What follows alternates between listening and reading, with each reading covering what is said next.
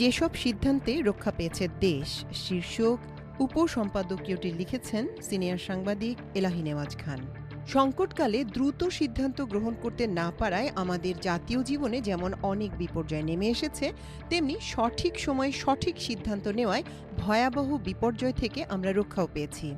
আবার শক্তির মদমত্ততা, রাগ ও প্রতিশোধের স্পৃহা থেকে নেওয়া সিদ্ধান্তগুলো কতটুকু ভুল হতে পারে তা সাবেক প্রধানমন্ত্রী শেখ হাসিনা ও তার দলবলের বিপর্যয় দেখে বোঝা যায়। সাবেক প্রধানমন্ত্রী শেখ হাসিনা ও তার দলবলের এই পরিণতি দেখে এই উপলব্ধি করা যায়, বাধাবন্ধনহীন প্রবল শক্তি মানুষকে হিতাহিত জ্ঞান শূন্য করে দেয়। একবার বাংলাদেশ সেনাবাহিনীর এক জেনারেল আমার এক বন্ধুকে বলেছিলেন, কঠিন সময়ে দ্রুত সিদ্ধান্ত গ্রহণের বিষয়টি সবচেয়ে বেশি গুরুত্বপূর্ণ। তারপর ইতিহাস বিবেচনা করবে সে সিদ্ধান্ত ভুল ছিল না সঠিক ছিল। তিনি তখন সাভারস্থ ৯ম ডিভিশনের জিওসি ছিলেন। পরবর্তী সময়ে সেনাপ্রধান হওয়ার পর তার সঙ্গে আমার দেখা হলে বিষয়টি নিয়ে বিস্তারিত আলোচনা হয়। তিনি হচ্ছেন জেনারেল নুরউদ্দিন খান। সেই সাক্ষাতের ঘটনাটি ঘটেছিল রাষ্ট্রপতি এরশাদের পতনের পর ঢাকা সেনানিবাসে তার বাসায়। এখানে উল্লেখ করতে হয়, বিগত ৫৪ বছরের ইতিহাস নেয়া এবং না নেয়ার দোদুল্যমানতায় আমাদের জাতীয় জীবনে যেমন অনেক হৃদয়বিদারক ঘটনা ঘটেছে, তেমনিভাবে আবার সঠিক সময় সঠিক সিদ্ধান্ত গ্রহণের কারণে কিভাবে বড় ধরনের বিপর্যয় এড়ানো গেছে তাও আমরা প্রত্যক্ষ করেছি। নিশ্চয়ই ৯০-এর এরশাদ বিরোধী সেই গণ আন্দোলনের কথা অনেকেরই মনে আছে। তখন ভয়াবহ এক অবস্থার সৃষ্টি হয়েছিল। রাস্তায় নেমে এসেছিল হাজার হাজার ছাত্র জনতা। আন্দোলন দমাতে এরশাদ কঠোর পদক্ষেপ গ্রহণ করলে জনতা আরও বেপরোয়া হয়ে ওঠে। এর মধ্যে গুলিতে ডাক্তার শামসুল আলম মিলনের হওয়ার ঘটনায় ঘিয়ে আগুন দেওয়ার মতো পরিস্থিতি সৃষ্টি হয়। সারা দেশে আন্দোলন ছড়িয়ে পড়েছিল।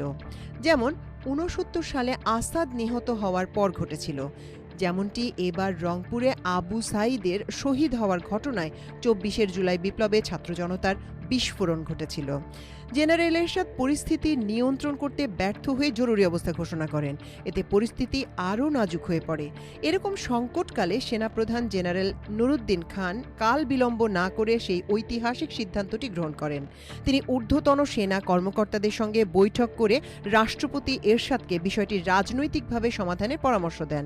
জেনারেল এরশাদ তখন সামরিক শাসন জারির কথা বললে সেনাবাহিনী তাতেও অস্বীকৃতি জানায়।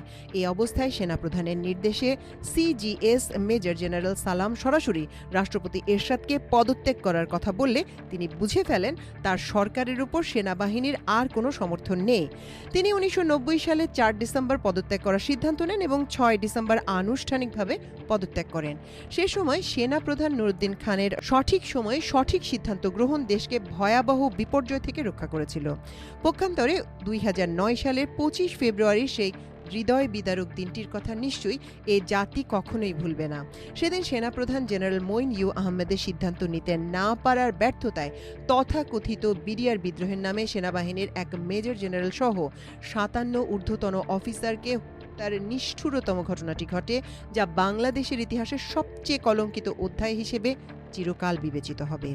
অথচ সেনাপ্রধান ইচ্ছা করলেই সেদিন নিজের অফিসারদের বাঁচানোর জন্য পিলখানায় সেনা অভিযান চালাতে পারতেন, যেমন করে ২৪-এর আন্দোলনে জনগণের উপর গুলি চালানোর বিষয়ে প্রধানমন্ত্রী শেখ হাসিনার আদেশ অমান্য করেছেন সেনাপ্রধান জেনারেল ওয়াকারুজ্জামান। ঠিক যেমনটি করেছিলেন জেনারেল নুরউদ্দিন খান। কিন্তু জেনারেল মঈন ইউ আহমেদ সে পথে না হেঁটে প্রমাণ করেছেন তিনি ষড়যন্ত্রকারীদের একজন এবং নিজ বাহিনীর সঙ্গে এটা ছিল তার চরম বিশ্বাসঘাতকতা। ২৪-এর ছাত্র জনতার বিপ্লবের সময় জেনারেল নুরউদ্দিন খানের মতোই সেনা প্রধান জেনারেল ওয়াকারুজ্জামানও অফিসারদের সঙ্গে বৈঠক করে সিদ্ধান্ত নিয়েছিলেন। কিন্তু জেনারেল মঈন ইউ কোনো পন্থাই অবলম্বন না করে ইতিহাসের জঘন্যতম হত্যাকাণ্ডটি শুধু প্রত্যক্ষই করেছিলেন। মনে হচ্ছিল তিনি আগে থেকেই সব জানতেন। এসব ছাড়াও ব্যক্তি ও রাজনৈতিক জীবনে সিদ্ধান্ত নিতে ভুল করলে কিংবা ব্যর্থ হলেও ভয়াবহ বিপর্যয়ে পড়তে হয়। আবার সঠিক সিদ্ধান্ত নিতে পারলে সাফল্যও পাওয়া যায় হাতে নাতে। ১৯৯৬ সালে এরশাদের নীল নকশা নির্বাচনে বিএনপির অংশ না নেয়ার সিদ্ধান্তটি সঠিক ছিল। সে সময় শেখ হাসিনার সঙ্গে এরশাদের আঁতাতের মূল লক্ষ্য ছিল আওয়ামী লীগকে সংসদে বিরোধী দল করা, আর বিএনপি নির্বাচনে অংশ নিলে হবে তৃতীয় পার্টি। বিএনপি এটা বুঝতে পেরে ওই নির্বাচনে অংশ নেয়নি। এর সুফল বিএনপি লাভ করে এরশাদ পতনের পর আনুষ্ঠানিকভাবে 1991 সালে নির্বাচনে। সেই নির্বাচনে বিএনপি বিজয়ী হয়ে সরকার গঠন করতে সক্ষম হয়। আবার 2009 সালে আরেকটি নীলনকশার নির্বাচনে অংশ নিয়ে বিএনপি মারাত্মক ভুল করেছিল। তখন বিভিন্ন মহল থেকে বিএনপিকে নির্বাচনে অংশ নিতে নিষেধ করা হয়েছিল, কারণ ওটা জেনারেল মঈন ইউ ও শেখ হাসিনার আঁতাতের নির্বাচন ছিল। সিদ্ধান্ত ছিল বিএনপি 30 থেকে 40টি আসন পাবে। ওই নির্বাচনে অংশগ্রহণের ক্ষেত্রে বিএনপির সিদ্ধান্ত কতটা ভুল ছিল তা নির্বাচনের ফলাফলে প্রমাণিত হয়। এখানেই শেষ নয়। 1914 সালের নির্বাচনে বিএনপির যোগদান করা অপরিহার্য ছিল, কিন্তু সেই নির্বাচন বয়কট করে বিএনপি কেবল দলের নয় গোটা দেশের বিপর্যয় ডেকে এনেছিল। বলা যায় ওই বয়কট শেখ হাসিনাকে বেপরোয়া এক নিষ্ঠুর শাসকে পরিণত করে। তার মধ্যে একটি বদ্ধমূল ধারণা জন্মায় যে তিনি আওয়ামী লীগ ও রাষ্ট্র একটি পরিপূরক শক্তি, আর এই ধারণাই তাকে ফ্যাসিস্ট করে তুলেছিল। তিনি নিজেকে এতটাই ক্ষমতাবান ভাবতে শুরু করেন যে তিনি নিয়তির কথা ভুলেই গিয়েছিলেন, কিংবা নিয়তি হয়তো তার নির্ধারিত পথে তাকে শেখ হাসিনাকে পরিচালিত করেছে। কি ভয়ঙ্কর সিদ্ধান্ত নিয়েছিলেন তিনি! যত খুশি তত মানুষ হত্যা করে হলেও ক্ষমতায় টিকে থাকতে চেয়েছিলেন। তিনি সাধারণ মানুষের স্বতঃস্ফূর্ত স্বাধীন জীবনযাপন স্তব্ধ করে দিয়েছিলেন। গণতান্ত্রিক মূল্যবোধ, নির্বাচন, বিচার পাওয়ার অধিকার, মুক্তচিন্তা, সাংবাদিকতার স্বাধীনতা ইত্যাদি সবকিছুকে নিজের ইচ্ছাধীন করে চরম এক ফ্যাসিবাদী শাসন কায়েম করেছিলেন। তার কর্মী ও সমর্থকরা তার সব সিদ্ধান্তকে ঐশ্বরিক বলে মনে করে থাকে। যেমন করে শেখ মুজিব বলতেন, বঙ্গবন্ধুর আদেশই আইন।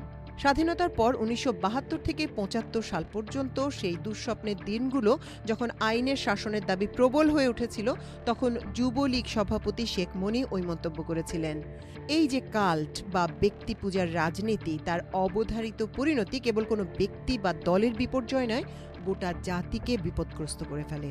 শেখ হাসিনা তার পিতা শেখ মুজিবুর রহমানের শাসন পদ্ধতি অনুসরণ করে নিজেকে সর্বগ্রাসী করে তুলেছিলেন। উভয়ই জনগণের মধ্যে গণতন্ত্রের আকাঙ্ক্ষা প্রবল করে দিয়ে ক্ষমতায় যাওয়ার পর সর্বগ্রাসী হয়ে পড়েছিলেন। তারা সর্বগ্রাসী শাসন প্রতিষ্ঠা করার লক্ষ্যে নেয়া ভুল সিদ্ধান্তগুলো ভাবা তো দূরের কথা, বরং জনগণের কল্যাণ হিসেবে দেখে থাকে। 1975 সালের 25 জানুয়ারি সংসদে সংবিধানের 4র্থ সংশোধনীর মাধ্যমে একদলীয় শাসন প্রতিষ্ঠা করাকে শেখ মুজিবুর রহমান বলেছিলেন, এটাও গণতন্ত্র, শোষিতের গণতন্ত্র। পরবর্তী সময় শেখ হাসিনা তার পিতার ওই মন্তব্যের উদ্ধৃতি দিয়ে একদলীয় বাকশালী শাসনকে যুক্তিগ্রাহ্য করার চেষ্টা করে বলেছিলেন, যুদ্ধবিধ্বস্ত বাংলাদেশের উন্নয়নের জন্য বঙ্গবন্ধু একদলীয় বাকশাল সৃষ্টি করেছিলেন। তিনি নিজেও সেই উন্নয়নের কথা বলে তার সর্বগ্রাসী ফ্যাসিবাদী শাসনকে গণতান্ত্রিক শাসন হিসেবে দেখানোর অপচেষ্টা চালিয়েছেন। সীমাহীন দম্ভ ও অহংকার তাকে সর্বগ্রাসী করে তুলেছিল। তাই তো তিনি দম্ভ ভরে বলতেন, আওয়ামী লীগকে ক্ষমতাচ্যুত করার ভয় দেখিয়ে লাভ নেই। নেতাকর্মীরাও সে ভাষায় কথা বলতেন। যেমন আওয়ামী লীগের নেতা ও সাবেক স্বরাষ্ট্রমন্ত্রী মেজর অবসরপ্রাপ্ত রফিকুল ইসলাম বীর উত্তম 2023 সালের 25 ডিসেম্বর চাঁদপুরের শাহরাস্তি উপজেলার এক জনসভায় বলেছিলেন, আওয়ামী লীগকে ক্ষমতাচ্যুত করার ক্ষমতা কারণেই। এই একই কথা প্রতিধ্বনিত হয়ে আওয়ামী লীগের যুগ্ম সাধারণ সম্পাদক মাহবুবুল আলম হানিফের মন্তব্যে। তিনি 2023 সালের 25 ফেব্রুয়ারি ঢাকার বেইলি রোডে মহিলা সংস্থায় একটি পুস্তকের মোড়ক উন্মোচন অনুষ্ঠানে বলেছিলেন, আওয়ামী লীগকে ক্ষমতাচ্যুত করার ক্ষমতা এ দেশের কোনো দলের নেই। এসবই ছিল ভুল সিদ্ধান্তের প্রতিশ্রুতি।